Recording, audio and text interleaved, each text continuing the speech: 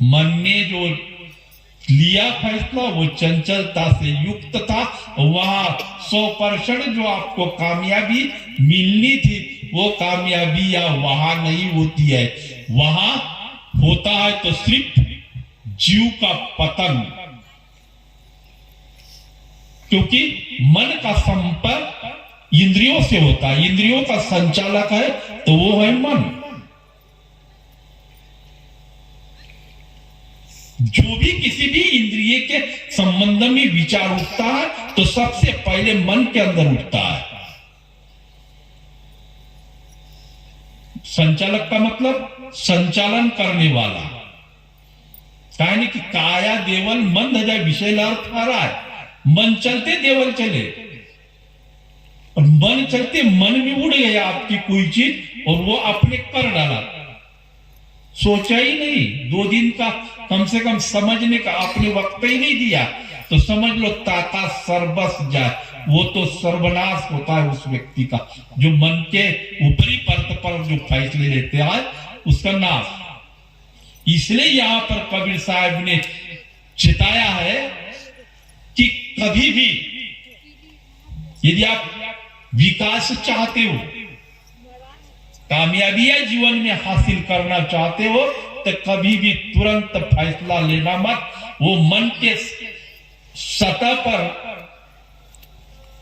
मत लेना, बुद्धि के क्षेत्र में, उस ज्ञान के क्षेत्र में उस बात को धकेल देना कि आज नहीं कल परसों बताऊंगा। और कुछ आपने वक्त लिया तो समझ लेना वो जो आपकी बात थी, जो आज फैसला लेने वाले थे तुरंत, और यदि आपने उसमें 2 दिन का वक्त लिया तो समझ लो वो बात आपके ज्ञान के क्षेत्र में चली जाती है, सूझबूझ के क्षेत्र में जाती है, विवेक के क्षेत्र में जाती है, ज्ञान के क्षेत्र में जाती है। और जब वहां जाती है तो पूरा आप देखने लगते कि नहीं, ये करने से ये होगा गलत होगा और ये करने से सही होगा।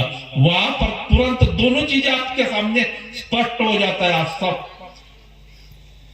दोनों चीजें, दोनों कौन से काम करने से मेरे को लाभ होगा और ये काम करने से हानि होगी, थोड़ा सा यदि वक्त लेते हैं तो निश्चित है आपके कामयाबी आपके पैर छुएगी। कामयाबी आपके पीछे पीछे चलेगी। आप आगे चलोगे तो आपके पैरों को छोड़ना नहीं चाहिए, सफलता पक्की मिलेगी। और यदि तुरंत में आपने लिया, समझा ही नहीं, देखा नहीं उसको, तौला नहीं उसको बात को, तो निश्चित है कि ताका सर्वस जाए, उसका निश्चित जाएगा, मन ले जाएगा। इसलिए मन के क्षेत्र में अंधकार होता है, अज्ञान होता है, ज्ञान की अवस्था वहां पर नहीं होती है। इसलिए मन को निरंजन कहा है, मन को काल कहा है। मन स्वरूपी देव निरंजन तूने राख भरमाई हो, भरमा करके जो रखा है पूरे संसार को, तो मन ने रखा है। और सारे धर्मों ने, शास्त्रों ने, बड़े बड़े महापुरुषों ने, संतों ने